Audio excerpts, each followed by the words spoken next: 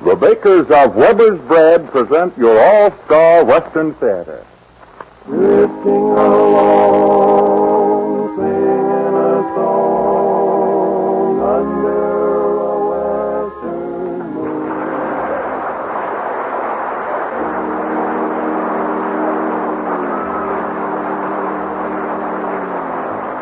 From Hollywood comes your all-star Western Theater, starring America's great Western singers, Foy Willing and the Riders of the Purple Sage, in music and song and a story of the West. My name is Cottonseed Clark, and here are the Riders of the Purple Sage. Deep within my heart lies a melody, a song of old San Antone, where in dreams I live with a memory beneath the stars all alone. It was there I found beside the Alamo enchantment strange as the moon up above. Moonlit past, but only she would know. Still here's my broken song of love. Moon in all your splendor, know only my heart. Call back my rose of San Antone. Lips so sweet and tender, like petals far apart. Speak once again of my love, my own. Oh, broken song, empty words I know, still live in my heart all alone. For that moonlit path by the Alamo, and rose, my rose of San Antone, rose of San Antone.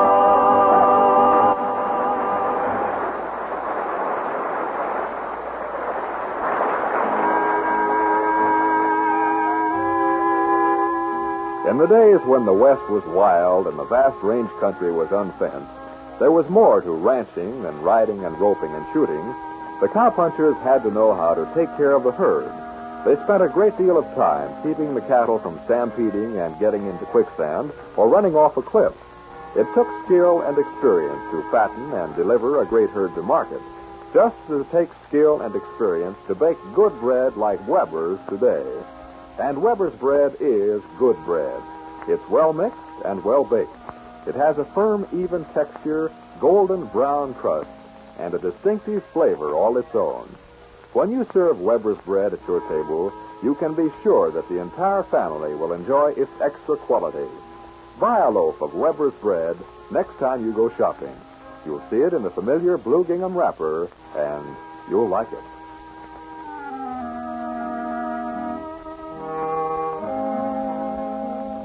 Well, here they are, folks, and here it is. The Riders of the Purple Sage on another of today's grand Western heart songs, which they have helped to make so popular throughout the country on Majestic Records. Have I told you lately that I love you?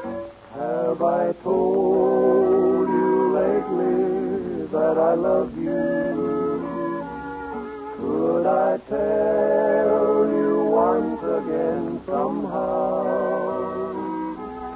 Have I said with all my heart and soul how I adore you? Well, darling, I'm telling you now. My world would end without a memory of you. I'm no good without you anyhow. Oh, have I told you lately that I love you? My darling, I'm telling you now. Have I told you lately that I love you? When the stars are shining in the sky, have I told you why the nights are long when you're not with me? Oh, darling, I'm telling you now. My world would end without a memory of you. I'm no good without you anyhow.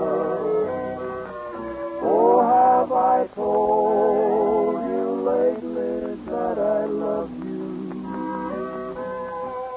My darling, telling you now.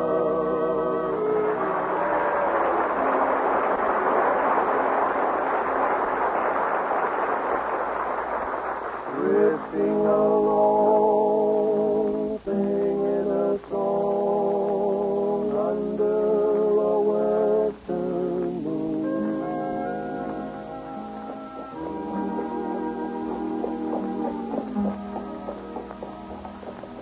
The prosperous western cattle town of Benson City is what you might call a one-man town.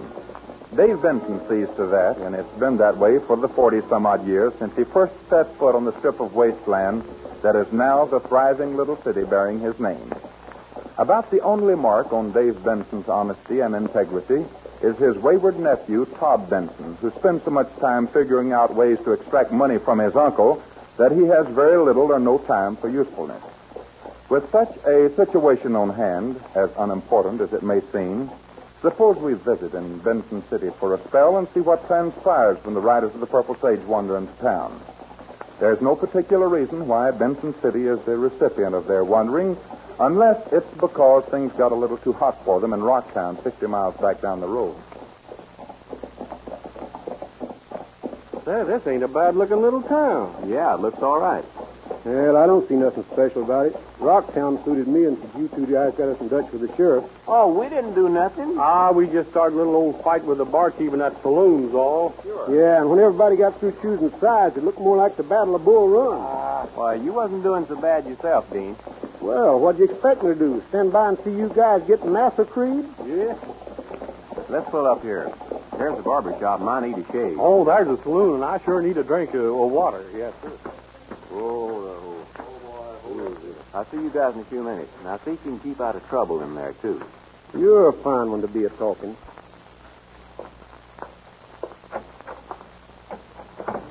Now, Todd Benson, will that be on? Just have a seat, friend. We'll get to you in a minute. That's all right. No hurry.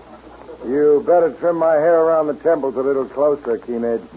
All right, Todd. Aim to please, you know. A fine new issue of Kepler's Weekly over there, friend. Much obliged. How's old Dave getting on these days, Todd? Yeah, pretty good, I reckon.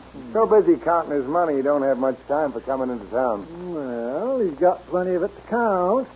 And it'll all be yours someday, won't it, Todd? And I'm beginning to have my doubts. He's getting healthier every day. Don't give up hope, Todd. Yeah, that'll do it.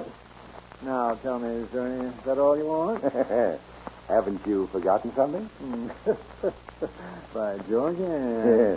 Yeah, it's your special bottle of Clooney water for the hair. Yeah, that's right. You know, you're the only man in town with an exclusive bottle of Clooney water, Todd. That's right. I like to smell different than other men. Well, this particular brand has one of the most unusual stinks ever smelled. Yes. There you are, Todd. All finished. That will be 55 cents all told. All right. There you are. I'll see you next week, Keenedge. All right, Todd. Bye. Now, friend, what'll be for you? Oh, I reckon a shave will do. Yes, sir. Just have a seat right here, and Teenage Carter will have you shaved before you can take that. Well, you might take it a little slower since you're going to use a razor. Just figure speech, friend. Just figure speech. Say, what is that loud-smelling stuff you put on that fella? Oh, that's Empress Agnes Clooney water for the hair. But can't serve you with that stickler of odor, friend. Keep it exclusive for Todd Benson. It's one of my best customers. Now I have a special smelling tonic too. That No, thanks. I'd rather smell just like I do.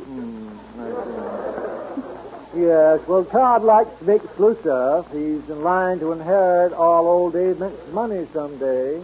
Dave's his uncle. Rich as Jay Gould, Dave is. But he ain't going to die anytime soon, I'm afraid.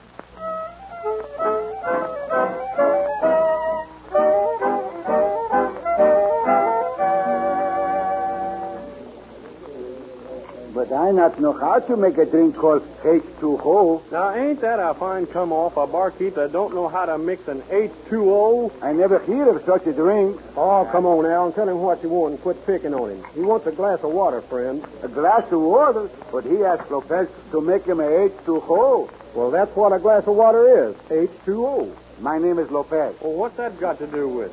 With what? Well, you got me there. Now, look, Lopez, water and H2O are one and the same. Now, do I get the drink? Which you want? Well, I got myself into this, so I reckon I'll take water. Well, why'd you not say so? We not have any water. Well, that takes care of that. Say, what's that smell? That's me. Well, you're brave to admit it, stranger. Look, friend, I don't like your attitude. And I don't like your smell. All right, Slowy, all right. Take it easy. Yeah, he don't mean nothing by it, friend. Very well, I'll accept his apology. Good day to you. Now, who do you reckon he is? Well, it ain't none of our business who he is.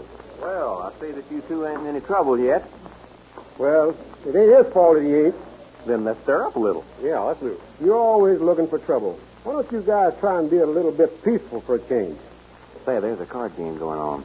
Let's sweat it for a while. That's a good idea. Yeah, and try to keep your nose out of the game when you're not one of the players. Oh, Dean, you're old-fashioned. No, well, maybe I am, but I'll live longer that way. That is, if you two don't get me killed in the meantime. Hey, there's that feller that thinks so pretty setting in on the game. Yeah, I ran across him over at the barber shop. Name's Todd Benson. He's going to inherit a lot of money or something. Well, from the looks of those fellers he's playing cards with, he's going to lose it first and inherit it later on. Yeah. Let's get a load of this. Okay. All right, Todd. Here's $100 worth of chips. Make it 200, Pharaoh. I'm out to take you men tonight. You're sure you can pay off if you lose? Oh, I got a couple of hundred on me. Besides, ain't my IOU any good? If you promise to talk your uncle out of it, yeah. Ah, don't worry about me, Pharaoh. I'll make my debts good one way or the other. Then deal the cards.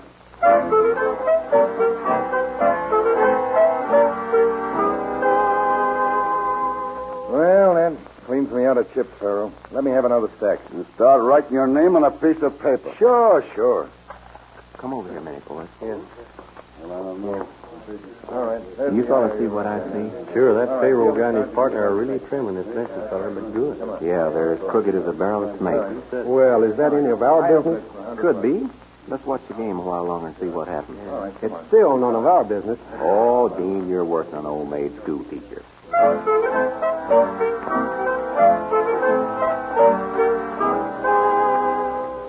All right, Todd. I'll bet you $50. Well, that lets me out. I'll call you and raise you 100. Call and raise you 100. I haven't got that much money. All right, Todd. I'll tell you what I'll do. You can play as much behind as you like, and I'll take your IOU for it. Well, in that case, here's where I get even. Yeah? I'll call you 100 and raise you 500. Sure, you're playing pretty steep poker, ain't you, Todd? I'll get the money from my uncle in a couple of days. That is, if I lose. Then see if you can get another 500.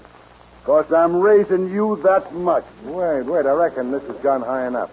I'll call with 4 nines and take the money. Sorry, Todd. I was lucky enough to fill a straight flush. Now, look here, Pharaoh. You dealt them cards. Careful when you talk, Todd. Now start write me an IOU for a grand total of $1,650. Well, all right. But you'll give me a few days, won't you? Well, this is Thursday. You've got till Monday morning. If it was me, I would never pay you. Hey, now, you keep out of this. Well, stranger, it don't happen to be you. And if it was, you'd pay just like he's gonna. Not when you make a straight flush dealing from the bottom of the deck. Now, look here, Pharaoh. If that's the way Shut up, Todd. All right, boys, gather around. We're going to have a little fun throwing a stranger out of here. There's 2 strangers, partner. That's a lie. There's 3. All right, boys, out with them.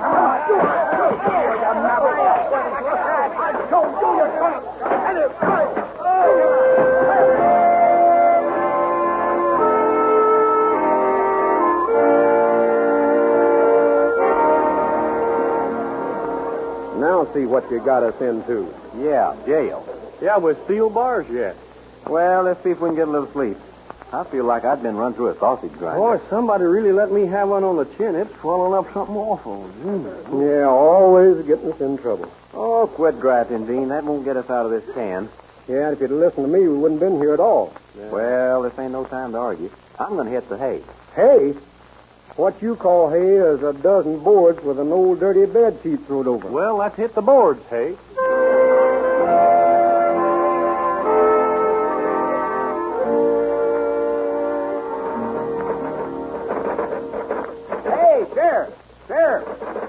out of here. Well, they at least ought to bring us something to eat. It's getting close to noon, and there ain't been nobody around this place. Well, we've been here, and from the looks of things, we ain't about to go nowhere. You know, it is kind of funny. That sheriff ain't showed up all morning. Oh, here comes somebody now. Can you see who it is? No, my eyes can't see around the curve in this cell. All right, Bob, and I'm going to have to lock you up. Sounds pretty stirred up about this. But I'm telling you, Sheriff, I didn't do it.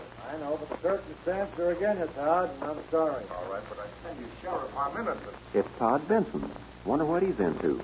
Jail. Oh, he's bringing them back here. I hate to have to do with this, Todd. I know the law's the law. Got some company for us, Sheriff? Well, boys, we meet again. Well, what they got you in here for? I'll keep informed of developments. All right, Sheriff, but I tell you again, I didn't do it. Honest, I didn't. You sound like you was in for murder, Benson. Yeah, that's what they're calling it. I'm accused of killing my uncle last night, but, boys, I didn't do it. Well, don't you have an alibi? Yeah, but I can't prove my alibi. Well, I haven't seen my uncle since yesterday morning. Well, what makes them figure you're guilty of killing him? Oh, it's that cologne water I use. They claim they could smell it all over the room. Well, it has got a potent smell, all right. Yeah, and I'm the only person around here that uses the stuff. But I had not been in my uncle's room, not even in the house, believe me. Well, then how did the smell of that cologne water get there? Oh, I can't figure it out to save me. But I got an idea. I know one who might have a reason for doing it. Who? Pharaoh Lang, the man I was gambling with last night. Well, why do you want to kill your uncle? Well, last night after the fight had cleared away and the sheriff had taken you boys in, Pharaoh followed me out in the front of the saloon. Pharaoh, I'll do the best I can, honest I will. The best is cash on the barrelhead. And if it don't deliver, I'm going to your uncle myself. No, don't do that, Pharaoh. I'm in line to inherit his money, and that'd ruin everything.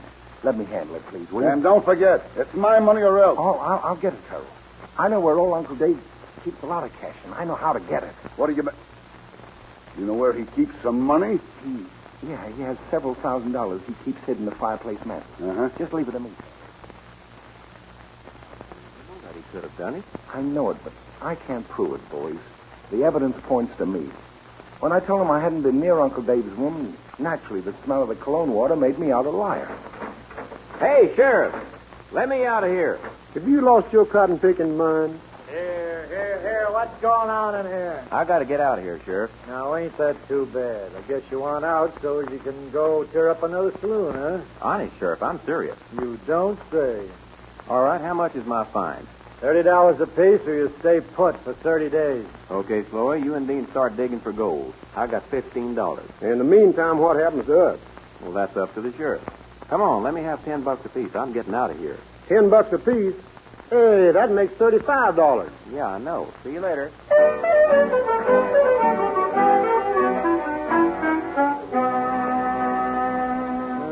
Howdy, do you, stranger? Need another teenage cut of change? Not today, Keen-Age. I want some information. Well, I'm the biggest gossip in town. What can I tell you? Tell me this. Have you sold anybody any of that cologne water besides Todd Benson? Empress Agnes? Not a drop. Keep it exclusive for Todd. But now that he's in jail for killing his uncle, I reckon I'll put it up for public consumption. You like a little sound? Oh, not for me. Where do you keep the bottle? I never touched the stuff, son. It's bad for my liver. No. I'm talking about the bottle of cologne water. Oh, the Empress. Well, keep her right here in this drawer. Well, now, what do you know about that? I know it's gone. It sure is. Well, what do you know? Here it is, way back in the back of the drawer. Can you tell if any of it's gone? Can't be too sure. Does look a little emptier than it's supposed to be. Look, Keen-Age, how long will the smell of this stuff last? Couldn't last more than an hour at the most. Only costs 15 cents a bottle. Of course, that's confidential. Oh, I won't tell a soul. Thank you. Now, if I sprinkle some of this junk in a room and closed all of the windows, then how long would it last? In a case like that, it'd smell for a whole day. Now, here is a note you might like better. My own mixture. Evening in Benson City, I call it. Oh, no, not today, Keen-Age. No? And just in case you'd like to know, Someone sneaked in here last night and stole about 2 cents worth of your Empress Agnes. Now, that ain't right for anyone to do a thing like that.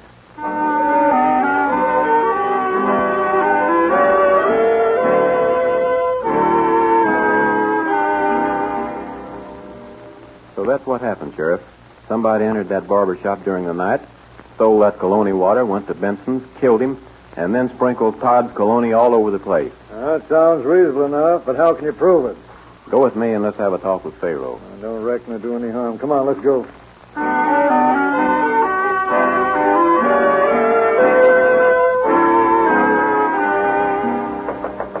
Who is it? It's Sheriff Martin, Pharaoh. Just a minute, Sheriff. Now, you remember what to do, Sheriff? Yeah, sure, I know. Oh, hello, Sheriff. What can I... Oh, so you got the stranger with you. Thought you had him in jail. That's right, Pharaoh, except I'm using him for a witness while I'm rounding up information on Todd Benson. Sure, come in, come in. Like this, Pharaoh, it looks mighty bad for Todd, and I I'm was... sorry to hear that, Sheriff. I didn't have nothing against Todd. And I hate that it was the money he owed me that drove him to robbery and murder. Yeah, that's too bad. Say, there's a mighty sweet smell in this room, Sheriff. Yeah. I don't smell nothing. More than likely some special hair tonic you use, Pharaoh. When a fellow's confined in a room with it, he can't smell it himself. What do you mean? That's the same smell that we used as evidence against Todd. I thought he was the only feller in town what used that stuff. You guys must be loco. I don't smell nothing. Well, I told you why you couldn't smell it, Pharaoh. Now, look Now, here. just a minute. You must have got some of it on your clothes, Pharaoh. What are you driving at, Sheriff? Oh, just got to thinking. If everybody has got some of that sweet-smelling cologne water, and we ain't got no case against Todd Benson, it could have been anybody. It could even have been you, Pharaoh. Are you trying to accuse me of strangling old man Benson? It wasn't a second ago, but I am now. Now, don't make a move towards your gun. You're carrying this too far, Sheriff. Just far enough to hang you, Pharaoh. Huh? Outside of me and my deputies and the stranger here, no one knew how old Dave Benson died. Tell me, how'd you know he was strangled to death, Pharaoh? Well, I just figured that he You was... figured you'd pin the whole thing on Todd Benson. You won't get by with this. And that's for you, stranger. Oh, All right, come on, Pharaoh. You're going to change places with Todd Benson.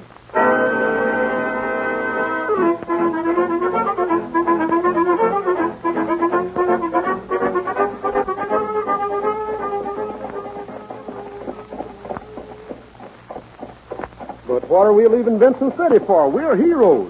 Things are a little too peaceful. The town's dead from the bottom up. I'll tell you what, Dean. You stay and me and Flo will ride on. Right, Floy? Yeah, I'm with you. Well, suits me. I'm a peaceful-loving man myself. You guys act like you've been eating loco weed. Well, good luck to you, Dean. Yeah, we'll ride back through someday and visit with you and the wife and all the kids. Yeah. Well, I ain't even married. No, but you will be if you settle in Benson City. Well, maybe I was a little hasty. Guess I'll try to while longer with you fellas. Yeah, that's what I thought. Let's make tracks out of here. Drifting along, singing a song.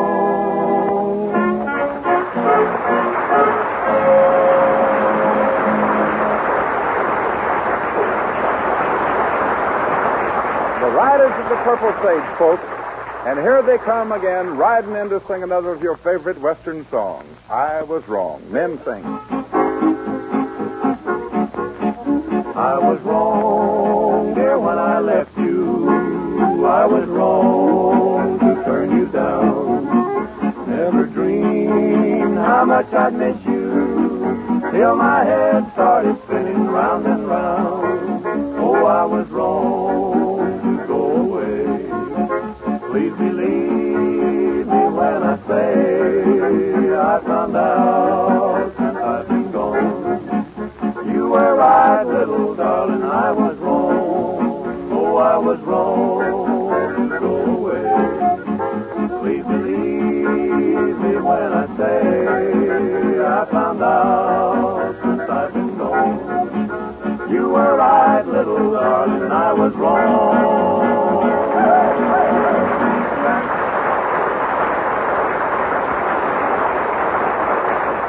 Boy Willing and the boys would kind of like to liven things up a bit with another of their special instrumental novelties, featuring Johnny Paul on fiddle, Bud Seifert on accordion, and Hank Caldwell's bass. Here is what happens to Sweet Georgia Brown.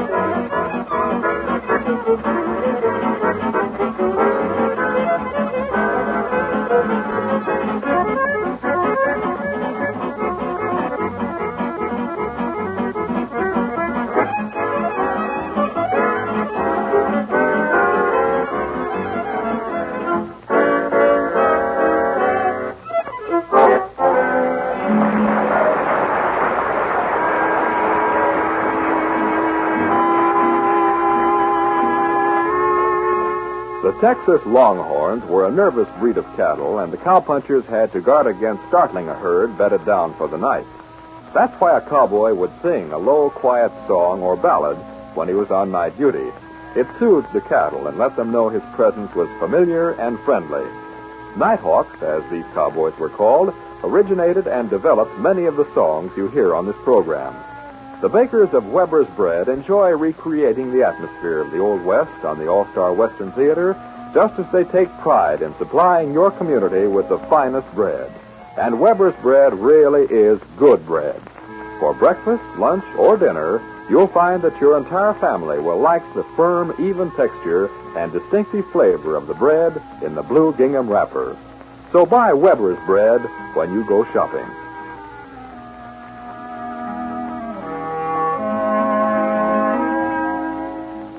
Men of the West from out of the West with a real song of the West. From Trail of the Lonesome Pine, the Riders of the Purple Sage sing one of the grandest songs of the West ever written, Twilight on the Trail. When it's twilight on the trail and I jog alone, the world is like a dream and the ripple of the stream is my soul.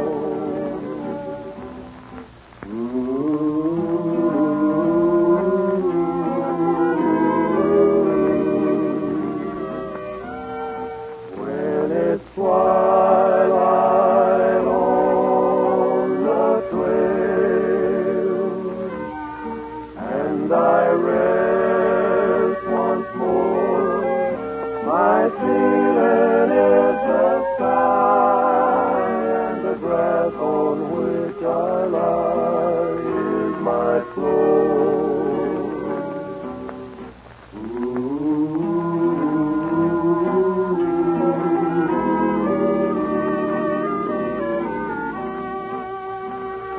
Never ever have a nickel in my jeans. Never ever have a debt to pay. Till I understand what real contentment means. Yes, I was born that way. When it's twilight on the trail and my voice is still, replant this heart of mine underneath the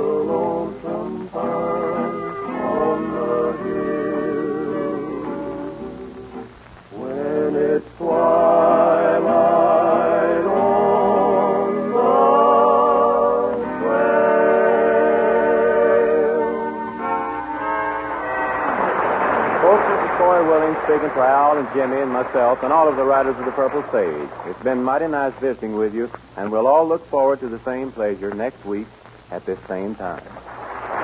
Drifting along, singing a song under a From Hollywood, you've heard your all-star Western Theater, a V.M. Bear production starring America's great Western singers, Boy Willing and the Riders of the Purple Sage, whose latest Republic all-color picture is Out California Way. My name is Cottonseed Clark.